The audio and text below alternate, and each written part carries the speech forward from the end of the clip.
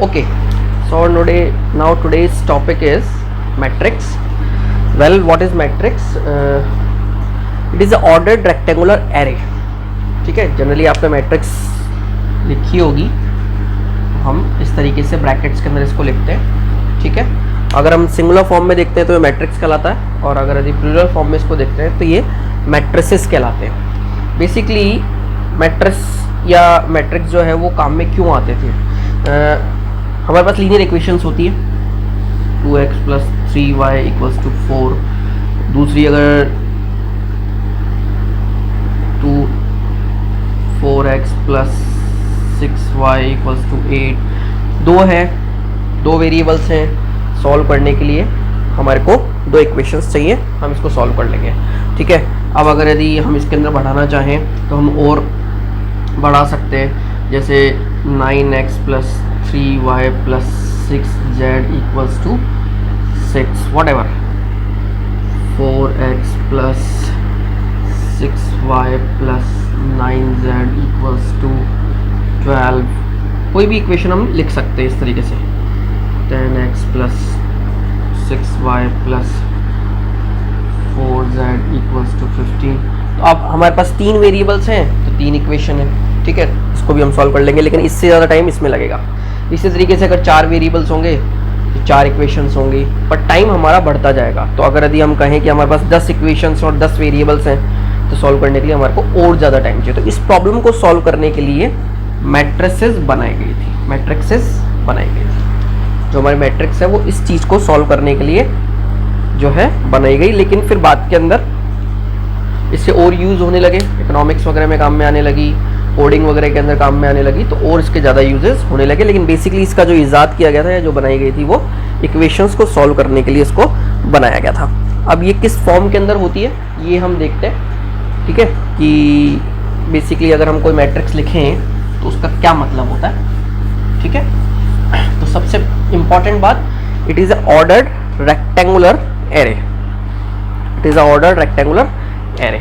तो अब जैसे मान लीजिए मैं कोई मैट्रिक्स लिखता हूँ A, लेट्स से कि A11, A12, A13 and so on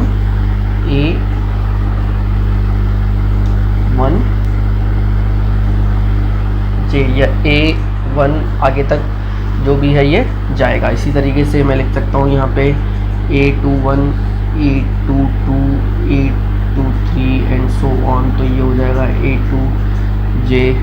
और इसी तरीके से हम लिख सकते हैं इसको A31, A32, A33 and so on A2J. और जब मैं और आगे लिखूँगा तो ये हो जाएगा लेट्स से कि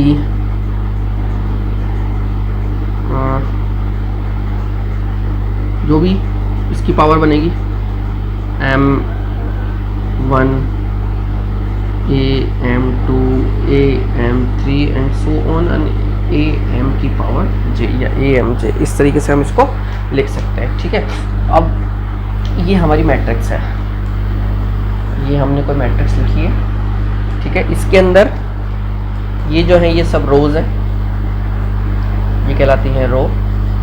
इसी तरीके से ये कहलाते हैं हमारे कॉलम. ठीक है, ये कहलाते हैं एलिमेंट्स. ये जितने भी ये सब इसके एलिमेंट्स हैं. ठीक है, अब बात आती है इसके ऑर्डर की. तो हम ये कह सकते हैं कि ये m × n ऑर्डर की मैट्रिक्स है. ठीक है, यहाँ पे जो m डिनोट होता है वो होता है रो से मतलब, और n जो डिनोट होता है वो कॉलम से डिनोट होता है. ठीक है, इसी तरीके से अगर यदि कोई हम इसका एलिमेंट लिखेंगे Aij, तो ये आपके रो को शो कर रहा है, ये इसके कॉलम को शो कर रहा है. ठीक है, मतलब कौन सी रो का कौन सा कॉलम का कौन सा एलिमेंट है वो हम बता सकते हैं. जैसे A22 है तो ये सेकंड रो का सेकंड कॉलम का एलिमेंट है. ठीक है, इस तरीके से हम पहचान सकते हैं. ये जो होता है ये होता है इसका नंबर ऑफ कितने एलिमेंट्स होंगे. m और n को हम जब मल्टीप्लाई करेंगे तो mn आएगा. ये mn शो करता है कि इस मैट्रिक्स के अंदर कितने एलिमेंट्स होंगे, मैक्सिमम कितने एलिमेंट्स इसके अंदर हो सकते हैं. ठीक है, इस तरीके से हम इसको शो करते हैं. अब जितने भी एलिमेंट होते हैं उसके अकॉर्डिंगली हम मैट्रिक्स को बना सकते हैं. जैसे आपके इसकी बुक के अंदर एक क्वेश्चन है दैट एग्जांपल नंबर 2 अगर आप देखोगे, if a matrix has 8 elements, अगर मैट्रिक्स में 8 एलिमेंट्स हैं तो what are the possible order, उसके क्या क्या ऑर्डर्स हो सकते हैं। तो बेसिकली हमें 8 के फैक्टर्स फाइंड आउट करने हैं, ठीक है। तो अब हम जैसे निकाल सकते हैं 1 इंटू 8, 2 इंटू 4, ठीक है, इसके बाद 4 इंटू 2 या फिर 8 इंटू 1। फ्रैक्शंस में नहीं निकाल सकते, ना ही नेगेटिव निकाल सकते, लेकिन पॉजिटिव फैक्टर्स जो हैं इसके 8 के वो हम फाइंड आउट कर सकते हैं। तो बेसिकली 4 ऑर्डर्स के अंदर ये मैट्रिक्स लिखी जा सकती है। आई होप आपको समझ में आ गया होगा, क्योंकि इन दोनों का मल्टीप्लाई जो है वो एलिमेंट की क्वांटिटी आनी चाहिए, तो एलिमेंट की क्वांटिटी को हम उस हिसाब से डिवाइड कर सकते हैं, ठीक है। इस तरीके से हम क्वेश्चंस सॉल्व कर सकते हैं। और अगर हम चाहें तो इसी के बेसिस के ऊपर एलिमेंट्स फाइंड आउट भी कर सकते हैं। जैसे आपके एग्जाम्पल गिवन है, एग्जाम्पल नंबर 3 अगर आप देखोगे तो इसमें दिया हुआ है कि 3 इंटू 2 की एक मैट्रिक्स आपको कंस्ट्रक्ट करनी है, whose element is given by Aij equals to 1/2 और इसकी वैल्यू दी हुई है i माइनस 3j, ठीक है। तो बेसिकली हमें 3 रो और 2 कॉलम की मैट्रिक्स बनानी है। तो अगर यदि मैं मैट्रिक्स लिखना चाहूँ तो कैसे बनेगी ये, A1 2, कॉलम कितने होंगे इसमें, केवल 2 होंगे, A22 A12। इसी तरीके से ये हो जाएगा आपका 21 22 31 और 32। इस तरीके से ये जो मैट्रिक्स बनेगी आपकी वो ये बनेगी, ठीक है। अब इसके एलिमेंट हमारे को फाइंड आउट करने तो हम यहाँ पे वैल्यूज पुट करेंगे। तो अगर हम पहला एलिमेंट निकालना चाहें तो 1/2, अब i की जगह हम रखेंगे 1 और j की जगह भी हम रखेंगे 1। i और j की जगह हमने 1 रखा तो 1 माइनस 3, ये हो जाएगा -2, 1/2 इंटू, क्योंकि ये लगा हुआ है तो इसका मतलब ये नेगेटिव वैल्यू तो आएगी नहीं, 2, ये हो गया आपके पास 1 आ गया। तो आपका जो फर्स्ट एलिमेंट आ गया वो 1 आ गया। इसी तरीके से आप सेकेंड एलिमेंट निकालना चाहेंगे तो 1/2, अब i की जगह पे आप क्या रखेंगे 1 रखेंगे, वापस 1 माइनस j की जगह पे रखेंगे क्या 2, तो 3 इंटू 2, तो ये हो जाएगा 1/2, 1 माइनस 6 तो 1/2 इंटू 5, तो ये हो जाएगा 5/2, ठीक है। इसी तरीके से अगर थर्ड एलिमेंट निकालना हो, फोर्थ एलिमेंट निकालना हो, जैसे अब सेकेंड एलिमेंट हमारे को नीचे वाले रो का निकालना, तो ये हो गया 5/2, ये हो गया 5/2, ठीक है। यहाँ वाला निकालना है तो यहाँ पे 2 रख देंगे, तो 2 माइनस 3 इंटू 1, तो ये हो जाएगा 1/2 इंटू 2 माइनस 3, तो ये हो जाएगा 1, ये आ जाएगा 1/2, ठीक है। इस तरीके से हम एलिमेंट्स इसके फाइंड आउट कर सकते हैं आराम से। आई होप समझ में आ गया होगा, कोई दिक्कत नहीं होगी, ठीक है ना।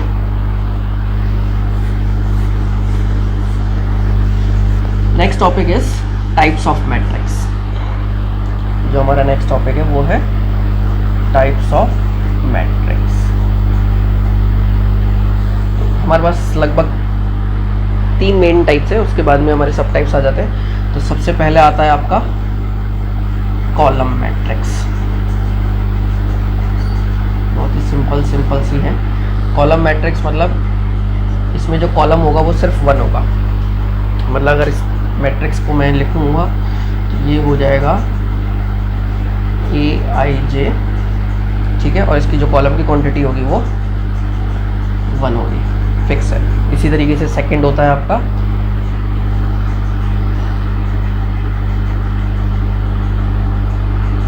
रो मैट्रिक्स, ठीक है। रो मैट्रिक्स हम रो के रूप में होगा। अब यहाँ पे जैसे कॉलम के अंदर 1 था तो आप इसके अंदर आपकी रो जो होगी वो 1 हो जाएगी, 1 इंटू n, ठीक है, ये आपकी 1 हो जाएगी, ठीक है। तो ये हो गया आपका रो मैट्रिक्स। इसी तरीके से अब आती है आपकी थर्ड नंबर स्क्वायर मैट्रिक्स। नाम से पता लग रहा है कि जो स्क्वायर मैट्रिक्स है तो इसके अंदर रो और कॉलम की क्वांटिटी इक्वल होगी, ठीक है।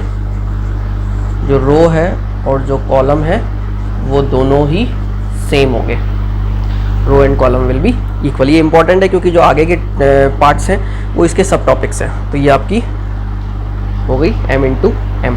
अब कई बार अपने को लिखा हुआ मिलता है अ मैट्रिक्स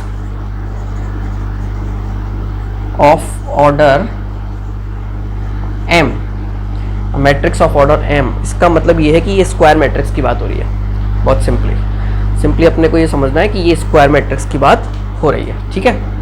अब अगर मैं एक स्क्वायर मैट्रिक्स यहाँ पे बनाऊँ, ठीक है, क्योंकि इसके अंदर कुछ चीज़ें हैं जो हमारे को समझनी पड़ेगी, ठीक है, जैसे कि A11, A12, A13 और इसी तरीके से हमने लिख दिया A1n, A21, A22, A23 and A2n, इसी तरीके से A31, A32, A33 and so on, ठीक है। और अब हमारा कुछ भी जो है वो चल रहा है, जो भी मैट्रिक्स हमारी नीचे तक चल रही है, जो भी कुछ है। तो इसके अंदर एक होता है आपका डायगोनल, ठीक है, जो स्क्वायर मैट्रिक्स होती है।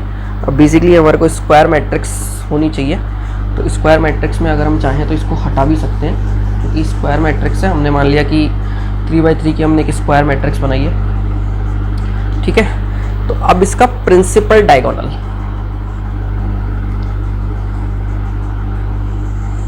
ये जो है ये इसका प्रिंसिपल डायगोनल कहलाता है, जिसके अंदर जो आपकी i और j है इन दोनों की वैल्यू सेम होती है। i इक्वल्स टू j होगा, वो आपका प्रिंसिपल डायगोनल कहलाएगा। ये कहलाएगा प्रिंसिपल डायगोनल, ठीक है। अब इसके ऊपर यहाँ पे आपको दिख रहा है ये एक ट्रायंगल बन रहा है, इसी तरीके से नीचे भी एक ट्रायंगल बन रहा है। तो ये कहलाता है अपर ट्रायंगल, ये कहलाता है लोअर ट्रायंगल। अपर ट्रायंगल की एक जो कैरेक्टरिस्टिक है वो ये है कि इसके अंदर i की वैल्यू j से छोटी होती है, और इसके अंदर उल्टा होगा, i की वैल्यू j से बड़ी होगी। देखो यहाँ पे 1 2 है तो j की वैल्यू ज़्यादा है, इसी तरीके से ये j की वैल्यू ज़्यादा है, ये j की वैल्यू ज़्यादा है, और यहाँ पे आप देखोगे i की वैल्यू ज़्यादा है। तो जो प्रिंसिपल डायगोनल है उसके ऊपर जो ट्रायंगल होगा उसके अंदर i की वैल्यू ज़्यादा होगी, और जो लोअर वाला होगा उसके अंदर j की वैल्यू ज़्यादा होगी। तो ये कुछ बेसिक चीज़ें हैं जो अपने को इसके अंदर समझनी है। अब स्क्वायर मैट्रिक्स के अंदर ही कुछ इसके पार्ट्स होते हैं, ठीक है, वो अपन देखते हैं। जो अपना स्क्वायर मैट्रिक्स है उसी के कुछ आगे के पार्ट्स हैं, ठीक है। जैसे होता है डायगोनल मैट्रिक्स,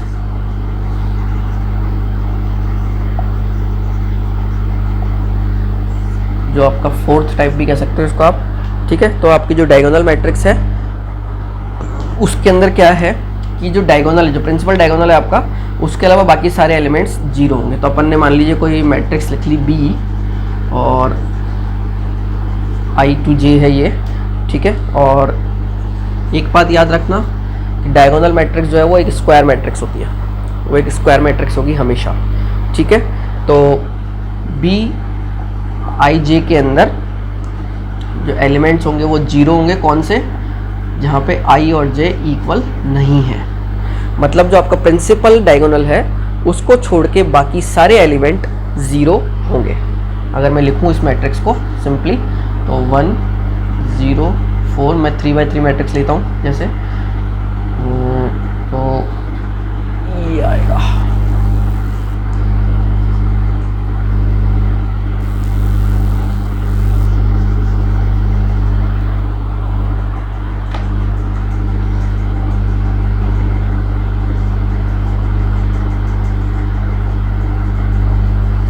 ये डायगोनल मैट्रिक्स है, क्योंकि इसके अंदर ये जो डायगोनल है इसको छोड़ के बाकी सब चीज़ें जीरो है, बाकी सब चीज़ें, बाकी सारे एलिमेंट जीरो है। तो ये हमारा हो गया डायगोनल मैट्रिक्स। इसी तरीके से फिफ्थ है आपका स्केलर मैट्रिक्स। स्केलर मैट्रिक्स में क्या होता है, again it is a square matrix. पहली बात तो एक स्क्वायर मैट्रिक्स होगी, दूसरी बात ये एक डायगोनल मैट्रिक्स भी होगी। दूसरी बात, ये एक डायगोनल मैट्रिक्स भी होगी। इसके अंदर जो स्केलर है, इसका मतलब ये है कि जो आपका प्रिंसिपल डायगोनल है, जो आपका प्रिंसिपल डायगोनल है उसकी वैल्यू सेम होगी, मतलब उसके सारे एलिमेंट्स की वैल्यू जो है वो सेम होगी। तो अगर अपन मैट्रिक्स लिखें, ये एक स्क्वायर मैट्रिक्स हो गई, ठीक है। अब इसके अंदर एक तो आपका डायगोनल वाला रूल लग जाएगा, ये डायगोनल का रूल हो गया। इसी तरीके से बी आई जे की वैल्यू के होगी कहाँ पे, जहाँ पे आई और जे इक्वल है। अब के की वैल्यू कुछ भी हो सकती है, इट इज़ अ वेरिएबल, 1 2 3 4 जो भी कुछ होगा वो सेम होगा। जहाँ पे भी आई और जे की वैल्यू सेम होगी वो सारे के सारे एलिमेंट्स जो होंगे वो सेम होंगे। जैसे अगर अपन यहाँ पे लिखें तो ये भी 2 हो सकता है, ये भी 2 हो सकता है। तो ये एक स्केलर मैट्रिक्स हो गई, ये एक स्केलर मैट्रिक्स हो गई। इसके बाद आता है 6 नंबर, आइडेंटिटी मैट्रिक्स।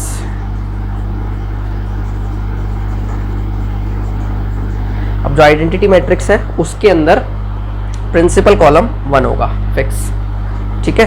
तो वही सेम आइडेंटिटी मैट्रिक्स बहुत काम की भी है, आगे भी आपके काम में आएगी। स्क्वायर मैट्रिक्स होगी डेफिनेटली, डायगोनल मैट्रिक्स होगी ही होगी, और साथ ही साथ ये एक स्केलर मैट्रिक्स भी होगी,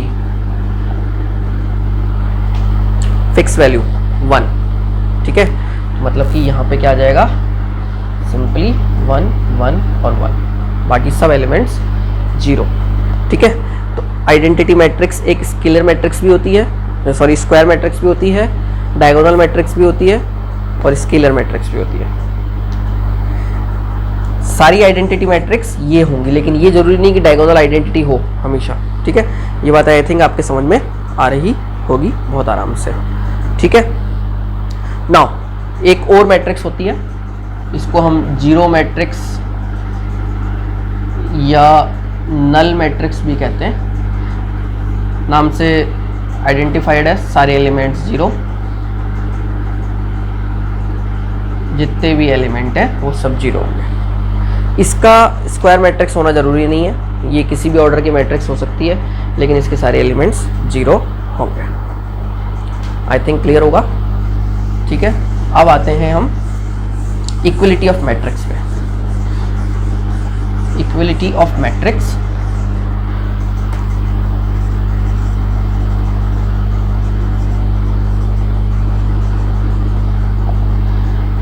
इक्वलिटी ऑफ मैट्रिक्स के अंदर लेट्स से आपके पास कोई 2 मैट्रिक्स है,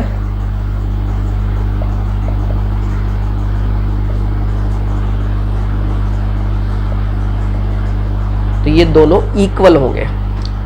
इक्वल किस सेंस में होंगे, ये दोनों जब इक्वल होंगे, इक्वल किस सेंस में होंगे,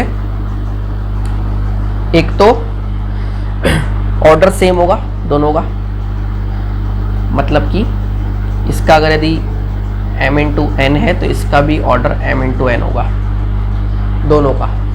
तो पहली चीज़ तो ऑर्डर सेम होगा, दूसरी बात जो एलिमेंट्स होंगे वो भी सेम होंगे, जो एलिमेंट्स होंगे वो भी सेम होंगे, जो इनके एलिमेंट्स हैं वो भी सेम होंगे। तो अगर मैं मैट्रिक्स लिखूं, मान लो